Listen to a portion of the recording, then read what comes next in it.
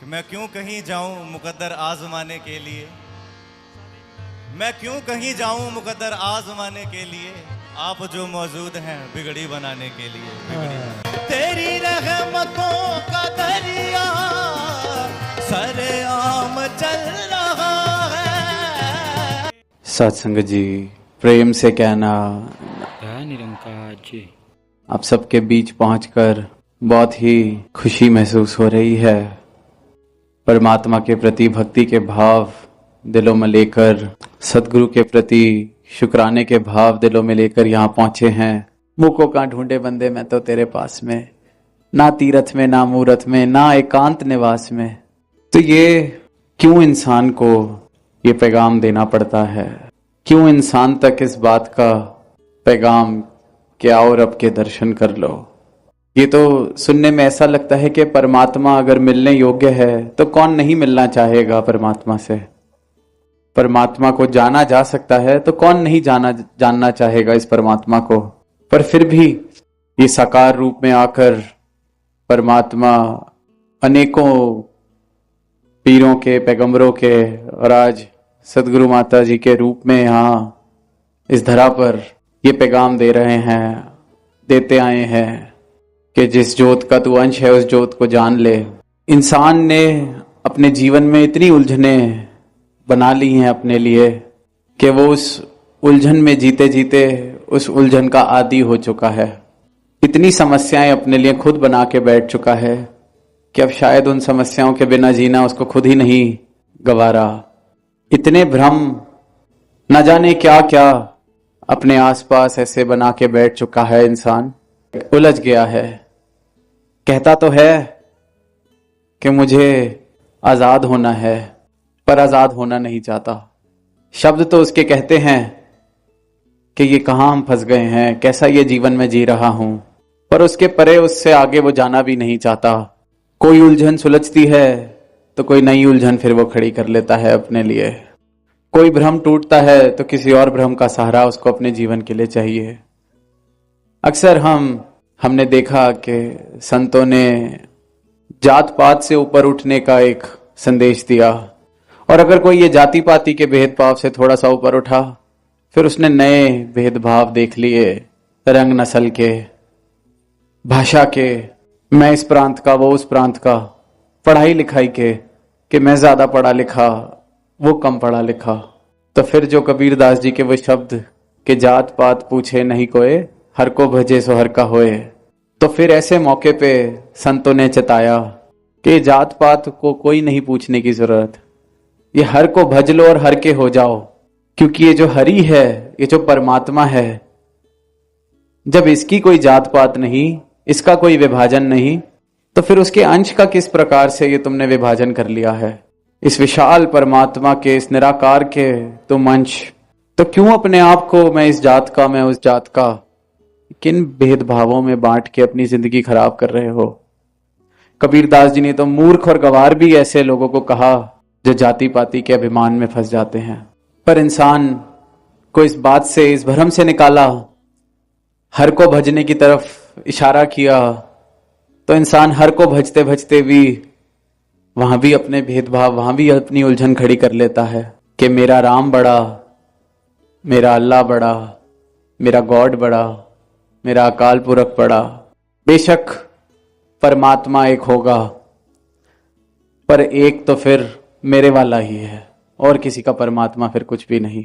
फिर इंसान ने इस प्रकार की उलझने कि ठीक है, एक है तो राम वाला कहता है सिर्फ राम है, अल्लाह वाला कहता है सिर्फ अल्लाह है, गॉड वाला कहता है सिर्फ गॉड है। उलझनों पे उलझने, भ्रम पे भ्रम। इसको इस बात का चेता ही नहीं है, एहसास ही नहीं है कि जिसे मैं राम कह रहा हूं उसी को अल्लाह कहते हैं, जिसे मैं गॉड कह रहा हूं वही राम है, नाम बेशक अलग। बात सुनने में बड़ी लगती है कि ये तो बड़ी साधारण सी बात है, कितनी बार दोहराई गई है, पर फिर भी जितना मन करता है या जितना ध्यान जाता है इस बात पर विश्वास करने का कि शायद मानवता इन बातों से ऊपर उठ चुकी है, फिर कोई ना कोई ऐसा प्रमाण, कोई ना कोई ऐसा इंसिडेंट, कोई ना कोई ऐसी खबर आ जाती है कि ये अभी भी इसी बात के झगड़े, इसी बात की लड़ाई कि मेरा धर्म बड़ा, मेरा परमात्मा बड़ा, कोई और मेरे आगे अपने परमात्मा का नाम भी ना ले ले। आज की सच्चाई है ये, आज भी इसी प्रकार जीवन जिए जा रहे हैं, एक दूसरे को कुचलने के लिए, मारने के लिए, खून बहाने के लिए भी आतुर हैं। इस प्रकार से धर्म की समझ बना ली है इंसान ने, सोचता है कि मैं बहुत धार्मिक हूं, पर बिल्कुल उसके विपरीत जो परमात्मा ने, गुरुओं ने, पीरों ने, पैगंबरों ने चाहा, बिल्कुल उससे विपरीत अपना जीवन जी के दिखा रहा है। तो ये उलझन से बाहर क्यों नहीं आ पाता या क्यों नहीं आना चाहता? क्यों इसे विश्वास नहीं होता जब ये कहा जाता है कि उठ, जाग, देख तू क्या कर रहा है, कैसा जीवन जी रहा है। और फिर जो जो इस ज्ञान को प्राप्त हुए, इस सच का बोध जिन जिन को हुआ, फिर उनके वचन आए हैं जिन्होंने ये एकत्व की बात की, जिन्होंने ये जाति पाति से ऊपर उठने की बात की, जिन्होंने राम अल्लाह को एक करके जानने की बात की, क्योंकि उन्होंने पहले इस एक के दर्शन किए गुरु की कृपा से। इस एक के दर्शन किए तो देखा, कण कण में इस एक को देखा, पत्ते पत्ते में, जर्रे जर्रे में इस एक को देखा। गुरु की ऐसी कृपा उन सबके ऊपर हुई कि नजर में सिर्फ ये एक, दो दिखने ही बंद। जो पहले फर्क था कि मैं फलाने प्रांत का, मैं फलाने धर्म का, वो सारे खत्म। जिधर देखा फिर ये एक के ही दर्शन, इस परमात्मा के ही दर्शन, सारे भेदभाव जीवन से मिटने लगे। तो फिर इस परमात्मा को प्राप्त करने के बाद जो अवस्था जीवन में आई, जो जीवन का रूप बना, फिर उस रूप से, उस अवस्था से फिर ऐसे वचन भी निकले कि काशी काबा एक है राम रहीम, मैदा एक पकवान बहु बैठ कबीरा जीम। कि ये एक मैदे से कितने पकवान बना लो, पर मैदा तो मैदा सब में बराबर ही है। पर इंसान ये सुनता है, पढ़ता है, रिसर्च करता है, पर जीवन में ये अवस्था उसके फिर भी नहीं बन पाती। इसलिए फिर ये संतों का महत्व कि वह इस प्रकार का जीवन जी के दिखाते हैं, ये रोशनी लेकर अपने जीवन में इस प्रकार से चलते हैं कि जहां जहां अंधेरा है वहां ये रोशनी पहुंचने लगती है। वो प्रेम की सिर्फ बात नहीं करते, जीवन उनका प्रेम बन जाता है। फिर जो इंसान समझता था कि ये जन्म मिला है, सुनता तो है, आज भी अनेकों बार ये जिक्र हुआ कि अमूल्य जीवन, सर्वश्रेष्ठ योनि मानव जीवन मिला है, बड़े भागों वाले हैं, बड़े भाग मानस तन पावा, बहुत भाग्य से मिला है ये तन। पर इस भाग्य से मिलने वाले तन को इंसान ने, समाज ने, संसार ने बहुत सीमित से काम में लगा दिया है, अपनी खुद की सीमा बना ली है। कहीं पर धन इकट्ठा करने की सीमा है कि इसी के अंदर अगर ये भाग्यवान जीवन है तो ये और भाग्य वाला हो जाएगा अगर इसमें बहुत धन आ जाए, ये और भाग्य वाला हो जाएगा अगर इसमें कुछ उपलब्धियां हो जाएं, ये बहुत ही भागों वाला हो जाएगा अगर इसमें इतनी जायदाद, इतनी जमीन इकट्ठी हो जाए, ये बहुत भागों वाला हो जाएगा कि जो मैं चाहूंगा मुझे मिल गया, इतने बड़े भाग हैं मेरे। इंसान ने अपने भाग्य की यही एक सीमा, अक्सर हम संसार में भी जब सुनते हैं कि कितने भागों वाले हैं, कितनी बड़ी बड़ी उनकी गाड़ी, कितनी बड़े बड़े उनके घर, कितने बड़े बड़े उनके बंगले, फिर वो नहीं तो कितने भागों वाले हैं कि देखो घर में बच्चे हैं, पुत्र धन है इनके पास जीवन में। ये उलझन, लड़का लड़की, औरत मर्द, इंसान ने अपने लिए उलझन बनाने की कोई भी कमी नहीं छोड़ी है। और जिसको वो भाग्य समझता है, ये सारे पदार्थ जिनका जिक्र हो रहा है, इनकी अपनी महत्वता है।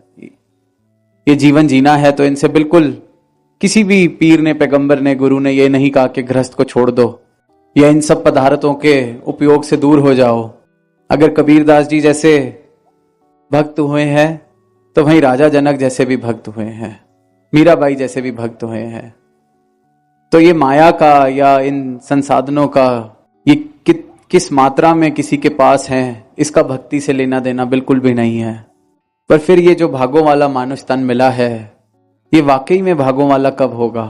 अगर किसी को पता चले कि इसका ये मूल डाला जा सकता था, कि इसमें तो परमात्मा से मिलने की संभावना थी, कि इसमें तो अपने परम स्वरूप के दर्शन कर सकता था, इसके साथ एकमिक हो सकता था।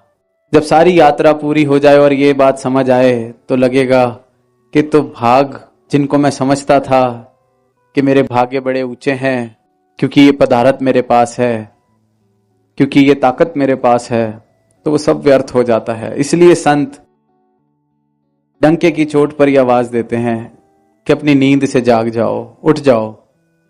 पर इंसान ने कहीं ना कहीं ये मायावी जो संसार है इसके साथ राजी हो गया है, क्योंकि इतना बड़ा संसार, अरबों खरबों की यहां जनसंख्या, जिसमें से सबके सब इन्हीं उपलब्धियों के पीछे दौड़ रहे हैं, इन्हीं उपलब्धियों को पाने का उपाय कर रहे हैं, तो सारा समाज और सारा संसार, सारे के सारी ये मानवता राजी हो गई है कि जीवन में अगर ये आए हैं तो बस यही एक उद्देश्य है कि जितना ज्यादा से ज्यादा उपलब्धियां कर ली जाएं, जितना ज्यादा से ज्यादा धन इकट्ठा कर लिया जाए, जितनी पढ़ाइयां कर ली जाएं, जितनी ताकत बटोर ली जाए, क्योंकि जहां देखते हैं सिर्फ यही चर्चा है।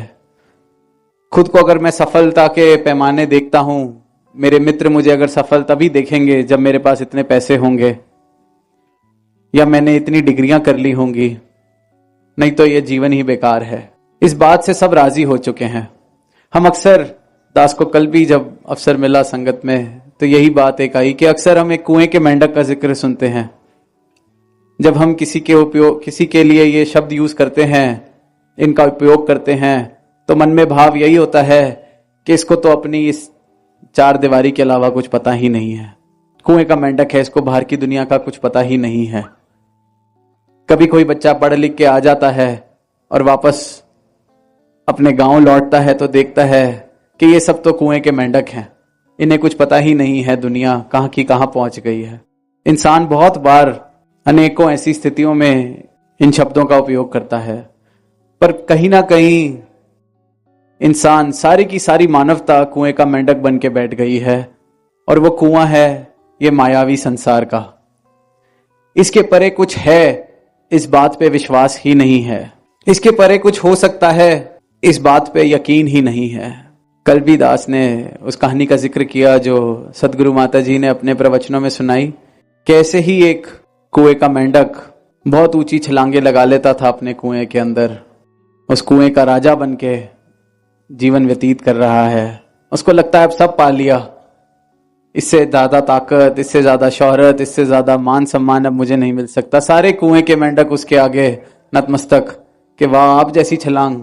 तो उसे कुएं का एक मेंढक जो बड़े साल से कहीं चला गया था, वो वापस लौटता है, तो वही कुएं का जो राजा है वो बुलाता है कि कहां इतने सालों बाद तुम आए हो, कहां थे? तो वो आगे से बोलता है कि मैं ऐसे ही कुएं से बाहर गया, तो जाते जाते इतने साल इधर उधर गया, तो बाहर जाकर जाना कि सागर जैसी, समुद्र जैसी भी एक जगह है, एक चीज है। तो उसने पूछा कि ये समुद्र क्या होता है, जो कुएं का मेंढक था। तो उसने बताने का प्रयास किया कि बहुत ही विशाल, जितना तुम सोच भी नहीं सकते, इतना विशाल समुद्र है जिसमें पानी ही पानी, जहां तक नजर जाती है बड़े बड़े जहाज वहां चलते हैं, गहरा है। जितने शब्दों से वो, जो शब्द वो ढूंढ पाया समुद्र की व्याख्यान करने के लिए, उसने इस्तेमाल किया उन शब्दों का। तो वो जो कुएं का मेंढक, जो उस कुएं का राजा था, वो कहता है अच्छा रुको। तो वो एक छलांग लगाता है, कहता है इतना बड़ा है सागर तुम्हारा? वो कहता है नहीं, बहुत बड़ा, ये तो कुछ भी नहीं है तुम्हारी छलांग उसके आगे। वो कहता है रुको। फिर वो एक और छलांग लगा के दिखाता है उसको। वो कहता है इतना बड़ा होगा? तो आगे से कहते हैं नहीं, ये भी कुछ नहीं है, तुम अंदाजा ही नहीं लगा सकते समुद्र कितना बड़ा है।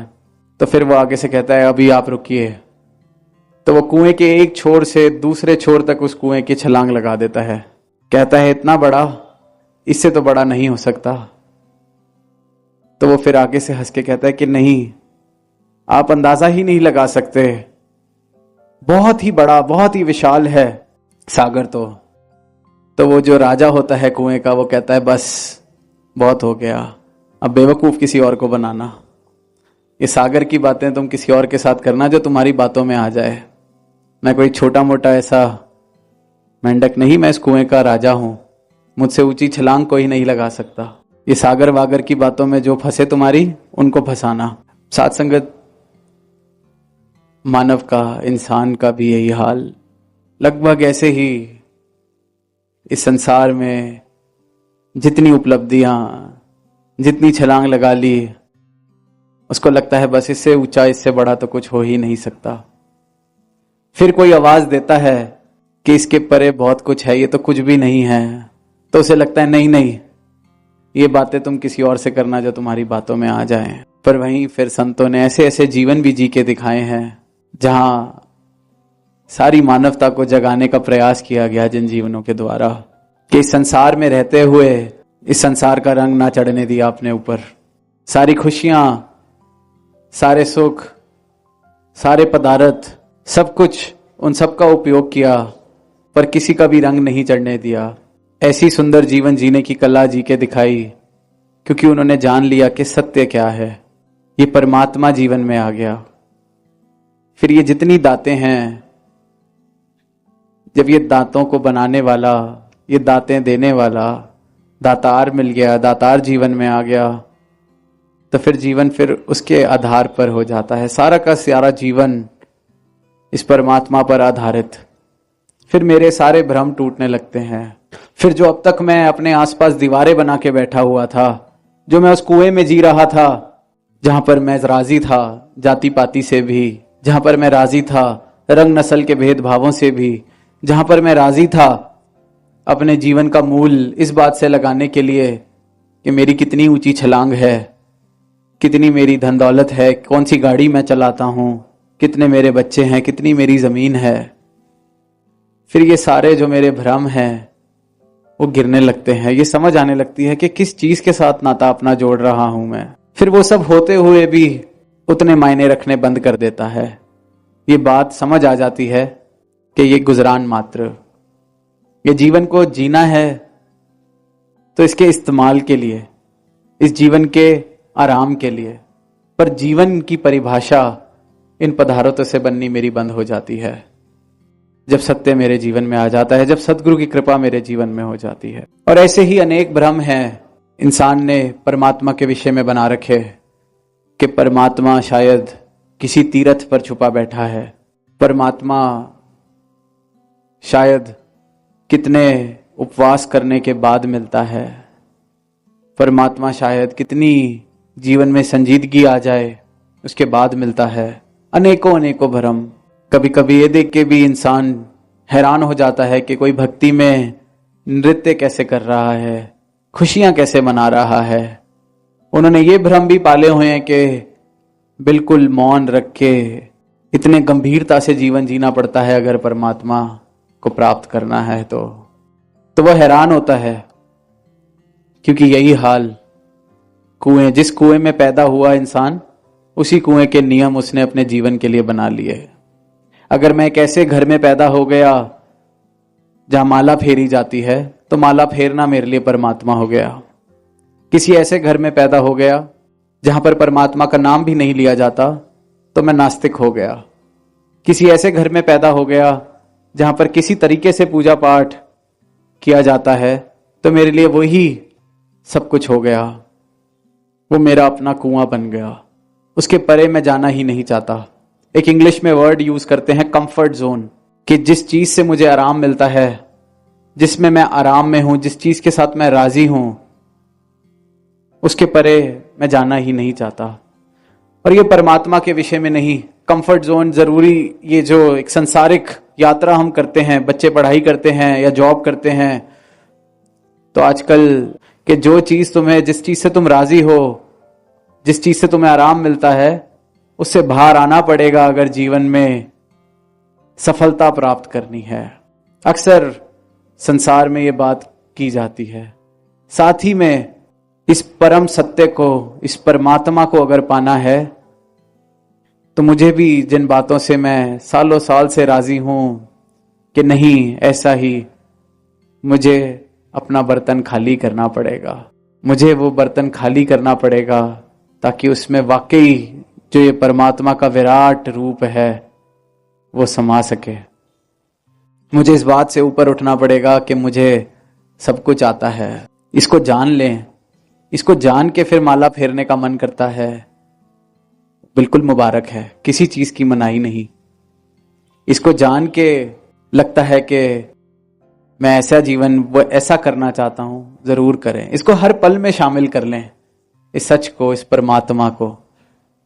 अक्सर हम मिशन के इस मंच से एक आवाज देते हैं कि यहां धर्म परिवर्तन बिल्कुल नहीं किया जाता। किसी को नहीं कहा जाता कि धर्म परिवर्तन करिए। यहां बस सच्चा धर्म है क्या, इसकी आवाज दी जाती है। धर्म की परिभाषा जो कहीं खराब सी हो गई है, क्योंकि उसके इतने मतलब बन चुके हैं, इतने उसके मान्यताएं बन चुकी हैं। अनेक अनेक तरीके से इंसान ने सोच लिया है कि ये धर्म है, वो धर्म है, ये बड़ा धर्म है, ये सच्चा धर्म है। पर धर्म युगों युगों से एक ही रहा है, इस परमात्मा को प्राप्त करना। आज भी धर्म यही है, इस परमात्मा की प्राप्ति। और इसलिए फिर जो बाबा हरदेव सिंह जी का भी हम एक नारा कि धर्म जोड़ता है तोड़ता नहीं, क्योंकि सच्चा धर्म जिसके जीवन में आ गया वो अपने आप को इस एक के साथ एक करके जानता है, तो वहां तोड़ने का भाव तो आ ही नहीं सकता। उसके जीवन से दो खत्म हो जाते हैं। सब में इस परमात्मा को जो देखेगा वो कैसे किसी को तोड़ने की भावना ला सकता है। इसलिए ये जो शब्द हैं सदगुरु के कि धर्म जोड़ता है तोड़ता नहीं, ये अटल सच्चाई है। ये हमेशा से सच रहे हैं वचन और आगे भी रहेंगे, क्योंकि सच्चे धर्म ने सिर्फ और सिर्फ इस एक के साथ जोड़ा है। और जो इस एक के साथ एक हो जाता है वो इस एक की सारी सृष्टि के साथ भी एक हो जाता है, सारी रचना के साथ भी एक हो जाता है। तो ये जो भरम इंसान ने बना लिए हैं कि परमात्मा यहां मिलता है, वहां मिलता है, इस अवस्था में मिलता है, उस अवस्था में मिलता है, तो उन सब के लिए भी फिर वो बड़ा प्रसिद्ध कि मोको का ढूंढे बंदे मैं तो तेरे पास में। अनेकों बार ये गीत हमने सुना होगा, मोको का ढूंढे बंदे मैं तो तेरे पास में, ना तीरथ में ना मूरत में ना एकांत निवास में। ये भी भ्रम बना लिए कि पता नहीं कौन सी जगह पे अकेले बैठ के कितनी देर एकांत में बैठना पड़ेगा तो शायद कहीं से कुछ घटेगा मेरे जीवन में, तो शायद परमात्मा मेरे जीवन में आएगा। ना मंदिर में, ना मस्जिद में, ना काशी कैलाश में। ये परमात्मा को हम होते कौन है इतना सीमित करने वाले कि जो मैंने चार दीवारें बनाई हैं परमात्मा इसी में मिलेगा। जिस परमात्मा ने हमें रचा है, इस सृष्टि को रचा है, हम उसको कैसे सीमित कर सकते हैं? हम खुद जो इस परमात्मा की रचना है अपने रचनहार को कैसे सीमित कर सकते हैं? और इंसान यही करने की कोशिश कर रहा है। जिस ज्योत का अंश है वो किस तरह से सीमित कर देगा कि इन चार दीवारों में या इस पहाड़ी पर या इस स्थान पर ही परमात्मा मिल सकता है। ये कैसी बात हुई? एक बूंद कैसे सागर का दायरा बांध सकती है? एक चित्र कैसे चित्रकार को या एक मूर्ति कैसे एक मूर्तिकार को सीमित कर सकती है? वो उसकी झलक जरूर दे सकती है, पर इंसान इतने एक सीधी सादी सच्चाई, बहुत सरल रास्ता इस परमात्मा को पाने का, पर इंसान अपनी उलझनों में ऐसा उलझा हुआ। और इसलिए फिर सदगुरु कृपा करते हैं, इन उलझनों को दूर करते हैं। वो ऐसे उलझनों को दूर करते हैं कि जीवन के सारे मसले, सारे भरम फिर दूर होने लगते हैं। आज भी हमने अवतार बानी की उन पंक्तियों का जिक्र सुना कि सदगुरु मैनू चरनी लाया, भरम भुले का सब गवाया। मेरे जितने भरम, जितनी भी उलझने, जितने भी मसले मैंने बनाए हुए थे सब खत्म। और इसलिए फिर एक एक महापुरुष ने आज यही आवाज सब तक पहुंचाने का प्रयास किया कि अगर कोई यहां पहली बार इस आवाज को सुन रहा है मिशन की, तो ये अपने जीवन से उलझनों को तुम भी सुलझा लो। ये मुमकिन है। ये जो कंधे पर इतना बोझ लिए अपना जीवन जी रहे हो, इसको उतार दो। ये जो बेकार के मसले हमने खड़े कर ली हैं, इससे मुक्त हो जाओ। ये जो जीवन जिसमें सिर्फ और सिर्फ दुख प्राप्त कर रहे हो, उस दुख से मुक्त हो जाओ। इसलिए ये प्रयास, इसलिए ये आवाज कि आओ रब दे दर्शन कर लो। और दर्शन इसलिए पहले जरूरी है क्योंकि अगर दर्शन नहीं किए होंगे तो मेरी भक्ति कैसे शुरू होगी। अब अगर वो कुएं के मेंढक ने समुद्र देखा ना होता, सिर्फ समुद्र की बात सुनी होती और वापस आके सबको जताने की कोशिश करता कि समुद्र जैसा कुछ होता है, पर उसने अगर खुद नहीं देखा होता तो वो जो कुएं का मेंढक था जिसने छलांग लगाई और कहा बेवकूफ किसी और को बनाना, तो वो भी सोचता कि मैं भी शायद बेवकूफ बन के आ गया हूं, समुद्र जैसा कुछ होता नहीं होगा। इसलिए सदगुरु ने हमेशा पहले दर्शन कि इसको देखो, इसके दर्शन करो, फिर भक्ति करना, ताकि फिर तुम डावाडोल ना हो इस राह पर। क्योंकि संसार में जी रहे हैं, अनेकों हमने पैमाने बना रखे हैं परमात्मा के होने ना होने के, जिनको हम सिद्ध करने की कोशिश करते हैं कि जो मैं मांगता हूं वो मिल जाता है तो परमात्मा है। तो एक गुरु को पता है कि संसार में चलते चलते लोग अनेकों ऐसे बुलेखे खड़े करेंगे कि तुम तो इतना नाम जपते हो परमात्मा का, तुम्हारे पास धन क्यों नहीं है। इसलिए सदगुरु ने दर्शन कराए कि पहले दर्शन कर लो, फिर यहां तक आजादी दी है कि इसको टटोल लो, देख लो, जो मन में सवाल हैं सारे मुक्त, सारे जवाब ले लो। इसलिए ये सत्संग भी बख्शा है, जो जो धूल चढ़ा के आते हो इस संसार से सारी साफ करते चलो। और फिर जब समर्पण करो तो ऐसा समर्पण जीवन में आए कि फिर वो डावाडोल वाली अवस्था ना बने। तो जिनके जीवन में ऐसी कृपा सदगुरु की आ चुकी है, जिनके जीवन में सदगुरु आ चुके हैं, तो उनका जीवन तो जो बड़े भाग मानस तन पावा, पहले ही इतने भागों से मिलने वाले जीवन में उससे भी ज्यादा और भागों वाली बात हो चुकी है कि सदगुरु भी जीवन में मिल गए, उन्होंने अपना ज्ञान भी दे दिया। अब हम उसकी संभाल कर सकें, अब हम जीवन प्रतिपल इस एहसास में जी सकें कि मैं किसका अंश हूं, किसकी मुझे भक्ति करनी है, किस प्रकार से मेरा जीवन हो। पहले दर्शन।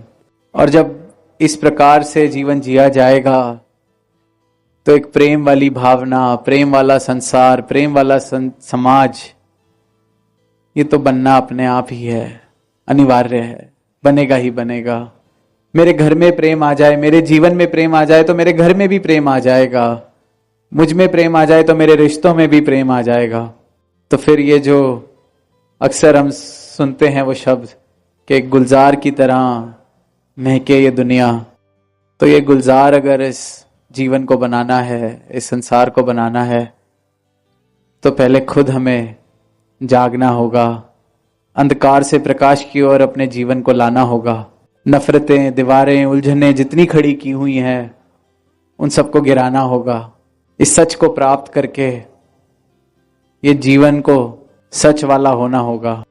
तो अंत में दास यही अरदास करेगा दातार से, सतगुरु से, कि सबकी झोली में ऐसा सुंदर सहज भक्ति भरा जीवन आए कि जो हर जगह अपने कर्मों द्वारा, और कर्म भी जो मन और वचन और कर्म एक जैसे, ऐसा जीवन सबके हिस्से आए ताकि शब्दों की जरूरत ना पड़े इस सच के प्रचार के लिए, ताकि ये जीवन ही इस सच की खुशबू को इस तरह फैलाए कि ना चाहते हुए भी ये संदेश हर जगह पहुंच सके।